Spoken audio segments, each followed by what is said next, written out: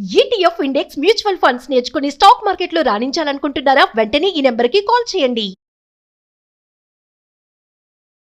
రాజేంద్ర ప్రసాద్ గారు, ఫస్ట్ అయితే మనం ఇప్పుడు అందరూ బాగా మృత్యుంజయుడు ఎవరు, మన రమేష్ గారు, ఆయన గురించి మనం మాట్లాడుకుంటే నిజంగా 11A సీట్ అనేది ఎవరు తీసుకోరంట. ఈయన మాత్రమే తీసుకున్నందుకు ఆయన అక్కడి నుంచి బయటపడ్డాడు. ఆయన లేచి చూసేసరికి శవాలన్నీ ఇలా కుప్పలు కుప్పలుగా, అంటే నిజంగా ఆయనకి ఎంత భయభ్రాంతిలో ఉండింటాడు. ఫ్రాక్షన్ ఆఫ్ సెకండ్స్ లోనే అంత అలా ఎక్కాము, అలా కళ్ళు సౌండ్ వచ్చేసింది, ఇలా మనుషులు వెళ్ళిపోయారు, ఈయన ఒక్కడు బయటకు వచ్చాడు. ఆ 11A సీట్ ఏంటండి అసలు? చాలా విచిత్రం అండి. 242 మందిలో ఒక్కడే బయటపడుతుంటే అతనికి నూకలు రాసి పెట్టింది భూమి మీద. అది rarest of the rarest incident అండి. ఎందుకంటే అతను ఇంగ్లాండ్ సిటిజన్, భవన నిర్మాణ కార్మికుడు అంటారు రమేష్ అనే అతను ఎమర్జెన్సీ ఎగ్జిట్ లెఫ్ట్ సైడ్ 11Aలో కూర్చొని ఉన్నాడు. ఆ విమానము టేకాఫ్ అయిన 30 సెకండ్స్లోనే అది కూలిపోయింది. అంటే 400 అడుగులు భూమి నుంచి 400 అడుగుల వరకు ఎగరగలిగింది. 400 అడుగుల నుంచి పడింది 30 నిమిషాల్లో. అంటే ఇతను ఎంత అలర్ట్గా ఉండడం మీరు ఆలోచించండి. ఎవరు కూడా పైలట్స్ కానీ, ఎయిర్ హోస్టెసెస్ కానీ, వాళ్ళకి అందరు తెలుసు. వాళ్ళు కూడా చేయలేని పని ఇతను ఆ ఎమర్జెన్సీ డోర్ని ఎప్పుడైతే పసిగట్టాడో ఇదేదో కూలిపోతుందని ఆ 30 సెకండ్స్లో అతని సమయస్ఫూర్తిని మనం చాలా మెచ్చుకోవాలండి. ఎందుకంటే ఆ 30 సెకండ్స్లో తను ఆ ఎమర్జెన్సీ ఎగ్జిట్ డోర్ని హ్యాండిల్ని ఓపెన్ చేసి ఆ విమానం నేల మీద వాలే లోపి అతను బయటపడ్డాడండి. అంటే అతను పడిన తర్వాత విమానం కొంచెం ముందుకెళ్ళి, అంటే ఒక 100 మీటర్ల దూరంలో కుప్ప కూలి కాలిపోయింది. అదే అతను కొంచెం అక్కడ వాళ్ళంటే మొత్తం ఏవియేషన్ ఫ్యూయల్ దాంట్లో అతను కూడా చిక్కుపోయి కాలిపోయి ఉండేవాడు. అంటే అతను విమానము ఎక్కడైతే రోడ్ మన నేల మీద ఇంపాక్ట్ అవటానికి ఇంకా ఒక 10 సెకండ్లో అది ముందుకెళ్ళి ఇంపాక్ట్ అవుతుంది. ఈ 10 సెకండ్ లోపే అతను ఆ డోర్ ఓపెన్ చేసుకొని కింద పడ్డాడు. అతి తక్కువ హైట్ లో అతను మళ్ళీ లేచి నిలబడి నడవగలిగాడు. అంటే అతను అదృష్టం చూడండి మీరు. అతను పైలట్ కూడా మిగిలిన 30 సెకండ్లే. ఆ 30 సెకండ్లో 400 అడుగులు టచ్ కావాలి. ఆ 400 అడుగులు టచ్ అవుతున్నప్పుడు అతను ఎక్కడైతే విమానం కూలిందో అక్కడ పడి ఉంటే అతను కాలిపోయి ఉన్నాడు అందరితో పాటు.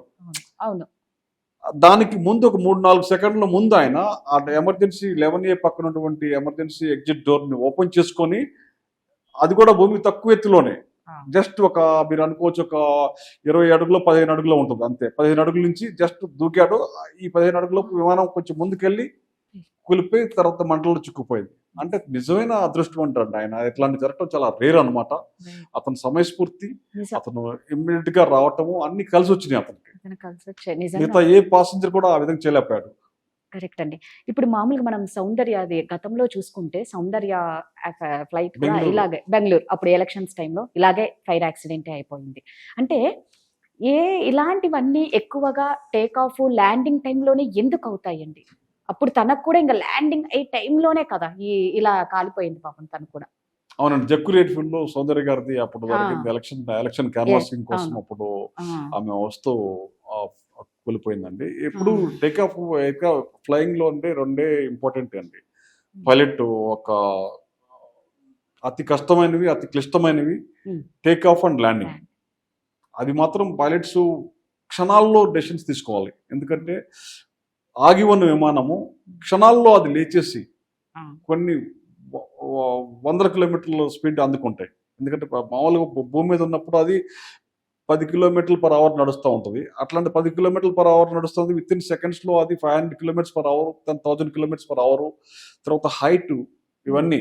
సో పైలట్ అనే వ్యక్తి ల్యాండ్ అవుతున్నప్పుడు, టేకాఫ్ అవుతున్నప్పుడు ఎయిర్ క్రాఫ్ట్ యొక్క స్పీడు, తర్వాత దాని యొక్క డ్రిఫ్ట్, తర్వాత ఎయిర్ క్రాఫ్ట్ యొక్క హైట్, ఎంత హైట్ మెయింటైన్ చేయాలి, తర్వాత ఎంత స్పీడ్ మెయింటైన్ చేయాలి, ఇవన్నీ పారామీటర్స్ అన్నింటినీ ఒకేసారి ఆయన క్షణాల్లో డెసిషన్స్ తీసుకోవాలి. దానికి ఒక నిమిషం ఆలోచించి తీసుకుంటానంటే కుదరదు. అవన్నీ ఆటోమేటిక్గా జరిగిపోవాలన్నమాట. సో చాలా సంక్లిష్టమైన రెండు టేక్ ఆఫ్ అండ్ ల్యాండింగ్. ఈ టైంలో ఏమాత్రం పొరపాటు జరిగినా కానీ, పైలట్ వైపు నుంచి ఏమాత్రం పొరపాటు జరిగినా కానీ క్రాషెస్ జరుగుతూ ఉంటాయండి. కానీ బట్ రేర్, అవన్నీ చాలా రేర్ అనమాట. ఇప్పుడు ఈ విధంగా టేక్ ఆఫ్ ఇప్పుడు ఇది టేక్ ఆఫ్ అవుతున్నప్పుడు జరిగినవి మొత్తం అనలైజ్ చేసుకుంటే ఒక 2.8% మాత్రమే జరిగినాయి ఇప్పటి వరకు. అంటే అన్ని యాక్సిడెంట్స్ తీసుకొని మనం Hmm. అనలైజ్ చేస్తే ఈ విధంగా జరిగిన 2.8% మాత్రమే, చాలా తక్కువే, చాలా తక్కువ. కానీ జరిగిన తక్కువలో చనిపోయే సంఖ్య ఎక్కువ ఉంది కదా. అవునండి, మనం పాసెంజర్స్ అంటే ఇప్పుడు మన బోయింగ్ లో 350 వరకు ఉంటారు ఫుల్ సిట్టింగ్ కెపాసిటీ. ఇప్పుడు మనకి 242 మంది పాసెంజర్స్ ఉన్నారు కాబట్టి ఛాన్సెస్ ఉండవు. ఒక 500 మీటర్స్ నుంచి పడిపోవటము, ఆ ఇంపాక్ట్ ఒకటి, ప్లస్ ఫ్యూయల్, ఏవియేషన్ ఫ్యూయల్ అన్ని వేల లీటర్లు ఉంటాయి, లక్ష లీటర్ల లక్ష పైన లీటర్లు. ఉంటాయి. ఆ లక్ష లీటర్లు ఒకేసారి మండుకుంటే ఇంకా విత్ ఇన్ సెకండ్స్ లోనే బూడిదైపోతారు. వైట్ పెట్రోల్ అంటారు కదండి దీన్ని. దీన్ని ఏవియేషన్ టర్బైన్ ఫ్యూయల్ అంటారండి, ATF అంటారు. ఏవియేషన్ టర్బైన్ ఫ్యూయల్ అంటే మన కిరోసిన్ కంటే కొంచెం ఎక్కువ, పెట్రోల్ కంటే తక్కువ, మధ్యలో ఉంటుంది రెండింటికి. కిరోసిన్ కంటే ఎక్కువ, పెట్రోల్ కంటే కొంచెం తక్కువ. రెండు ఒకేలాగా ఉంటాయి. ఒక విధంగా చూస్తే కిరోసిన్ అనుకుంటారు దాన్ని చూస్తే. ఏమన్నా అంటే ఈ 1,00,000 లీటర్ల పెట్రోల్, వైట్ పెట్రోల్ వల్ల ఏమన్నా ఛాన్స్ ఉంటుందా? అంటే ఒక్కసారిగా విత్ ఇన్ మినిట్స్ లోనే కదా, ఇందులో ఏమన్నా ఉంటుందా అని. అంటే కంటామినేషన్ మీరు అన్నది ఏమన్నా సాబటేజ్ ద్వారా కంటామినేట్ చేస్తే, ఓకే, సాబటేజ్ ద్వారా ఈ ఏవియేషన్ టర్బైన్ ఫ్యూయల్ లో ఏమైనా కలిపితే, యాసిడ్స్ అదేలే. కానీ మన పంచదార కానీ ఇట్లాంటివి ఏమైనా కలిపితే అవి ఇంజిన్ సీజ్ అయిపోతాయి, ఇంజిన్ సీజ్ అయిపోతుంది ఆటోమేటిక్ గా. కానీ అవి అట్లా కంటామినేట్ చేయడానికి చాలా తక్కువ స్కోప్ ఉంటుంది, ఎందుకంటే చెక్స్ అండ్ బ్యాలెన్స్ లో దొరికిపోతారు. ఎందుకంటే అన్ని వీడియో ఆడియో అన్ని రికార్డింగ్ జరుగుతూ ఉంటుంది. ఎవరైనా కావాలని కలుపుతా ఉన్నా కానీ వాళ్ళు రికార్డ్ అయిపోతుంది. కానీ ఎవరైతే చెకింగ్ చేస్తున్నారో, ఎవరైతే దాన్ని సెక్యూరిటీలో ప్రొటెక్ట్ చేస్తారో వాళ్ళే కలిపారు అనుకోండి, ఎవరైతే చెకింగ్ ఎవరైతే దానికి బాధ్యతలు ఉన్నారో దాన్ని జరగకుండా ఉండకి వాళ్ళు ఏమైనా దొరికితే అది కూడా దొరికిపోతుంది మనకి, అది కూడా తెలిసిపోతుంది, ఎందుకంటే రికార్డ్ అయిపోతుంది కదా అది కూడా. సో అది కూడా జరగకపోవచ్చు. కాబట్టి మనం ఎంక్వైరీ తర్వాత మనకు తెలుస్తుంది ఏమైనా అట్లా విధంగా ఎవరైనా ఏవియేషన్ ఫ్యూయల్ని ఎవరైనా కంటామినేట్ చేశారా, కలుషితం చేశారా, దాన్ని వేరే పదార్థాలు కలిపి, యాసిడ్ కానీ పంచదార కానీ ఇట్లాంటివి ఏమైనా కలిపితే ఇంజిన్ స్విచ్ అయిపోవడానికి ఛాన్సెస్ ఉంటాయి. సో అలాంటిది జరగడం చాలా రేర్ అనమాట. అది కూడా ఏమైనా ఉందని రూల్ అవుట్ చేయలేము మనం, ఏది రూల్ అవుట్ చేయలేము. టెర్రరిస్ట్ అటాక్ మనం జామింగ్ చేసి విమానాన్ని కూల్చగలగవచ్చు, తన రేడియో నావిగేషన్ సిస్టాన్ని జామ్ చేయొచ్చు, బయట కూర్చొని 1 కిలోమీటర్ దూరంలో కూర్చొని ఆపరేట్ చేయొచ్చు. సో అలాంటివి కూడా జరగడానికి ఛాన్సెస్ ఉన్నాయి. సో ఏంటంటే ఇప్పుడు ఉన్నవి రెండు. ఒకటి అక్కడ ప్రయాణిస్తున్న ప్రత్యక్ష సాక్షి మన రమేష్ గారు, ఒకటి కొంచెం లోపల ఏం జరిగిందో చెప్పడానికి ఇంకా అతి సమాచారం ఇంకా ఎక్కువ తెలియాలి అంటే బ్లాక్ బాక్స్. ఈ బ్లాక్ బాక్స్ వల్లే మనకు నెక్స్ట్ అసలు ఏం జరిగిందా అనే క్లారిటీ వస్తుంది. తప్పకుండా తెలియదు, ఎందుకంటే ఇది క్లాసిక్ ఎగ్జాంపుల్ అండి. మన DGCA కాకుండా ఇంటర్నేషనల్ సివిల్ ఏవియేషన్ సేఫ్టీ వాళ్ళు ఉంటారు, వాళ్ళు కూడా దీన్ని చూస్తారు. బోయింగ్ వాళ్ళు చేస్తారు. తర్వాత ఎవరైతే ఇంజిన్స్ మ్యానుఫ్యాక్చర్ చేశారో రోల్స్ రాయిస్, తర్వాత జనరల్ ఎలక్ట్రిక్ వాళ్ళు చూస్తారు. మిగతా కాంపోనెంట్స్, ఒక విమానంలో రకరకాల కాంపోనెంట్స్ ఉంటాయండి, 300 పైగా కాంపోనెంట్స్ పైన వేరు కంపెనీస్ తయారు చేస్తాయి, ఒకరిదే కాదు. బోయింగ్ అనేది ఒక కంపెనీ పేరు అనమాట. ఇంజిన్స్ తయారు చేసేది ఒకరు ఉంటారు, రోల్స్ రాయిస్ వాళ్ళు కానీ, జనరల్ ఎలక్ట్రిక్ వాళ్ళు కానీ. తర్వాత ఫ్యూజ్లేజ్ ఒకరు తయారు చేస్తారు, టైర్స్ ఒకరు తయారు చేస్తారు, నట్ బోల్ట్స్ టైర్స్ పెట్టే ఇంకొకరు తయారు చేస్తారు, ఎజెక్షన్ సీట్ వేరే ఒకరు తయారు చేస్తారు.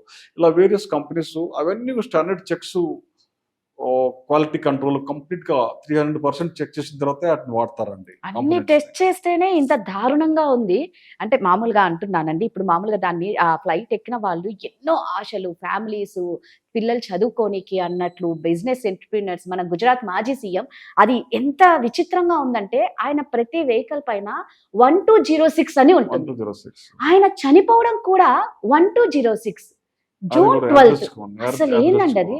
యాదృచ్ఛికం అండి. ఇప్పుడు మన విమానాల్లో మన వివిఐపి ఆయన మాజీ ముఖ్యమంత్రి గుజరాత్ కి రూపాలి గారు, దురదృష్టకరం అది. ఆయనకు లక్కీ నెంబర్ 1206. అదే 1206 లో ఆయన ఇలా చనిపోవడం అంటే నిజంగా ఒక విధంగా బాధాకరమైన విషయం. చూడండి, అది కూడా ఆ విషయం మనకి ఇప్పుడే తెలివి వచ్చింది. ఆయనకి ఒక స్కూటర్ తర్వాత వ్యాగనారే ఉందని. చూడండి, ఒక మాజీ ముఖ్యమంత్రి, ఇంకా ఒక స్కూటర్ కూడా ఆయన 1206, అలాగే మారుతి వ్యాగనార్. సో అలాంటి ముఖ్యమంత్రులు కూడా రేరు మనకి. ఆ విషయం మనకి ఆయన చనిపోయిన తర్వాత తెలిసింది. లేకపోతే ఒక ముఖ్యమంత్రి వ్యక్తి దగ్గర ఒక స్కూటరు మారుతి వ్యాగనార్ ఉందంటే అది ఆయన ఎంత సింప్లిసిటీకి ఆదర్శం. ఆయన దురదృష్టకరం ఆ నెంబరు అదే రోజు పోవటం కూడా. అంటే నిజంగా ఎంత బాధాకరమైన విషయం అంటే గుండెల్ని పిండేస్తుంది. అంటే ఎన్నో కుటుంబాలను విషాదంలోకి నింపింది, ఎన్నో ఆశల్ని కాల్చి బూడిద చేసింది ఈ ఫ్లైట్ యాక్సిడెంట్ అండి. మీరు అన్నట్లు అన్ని కన్నా టెస్ట్లు చేసింటే, నాకు లాస్ట్ ఒక్కటే క్లారిటీ కావాలి, అన్ని టెస్ట్లు చేసుకుంటే ఇది జరగకపోయేదే కదా అండి. అంటే మామూలుగా అడుగుతున్నా నేను.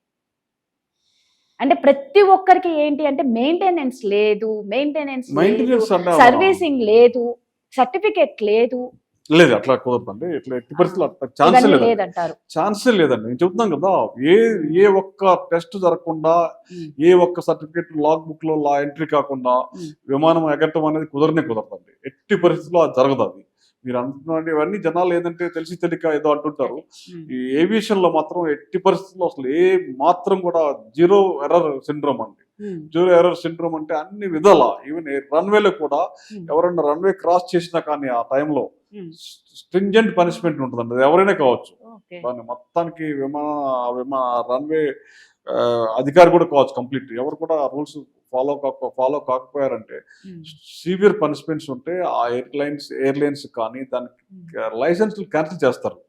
మళ్ళీ దాన్ని రివ్యూ కూడా చేయరండి. చాలా, ఎందుకంటే ఎన్నో ప్రాణాలతో సంబంధించుకుంది కదా, అందులో వివిఐపీస్ ఉంటారు, చాలా మంది ఉంటారు.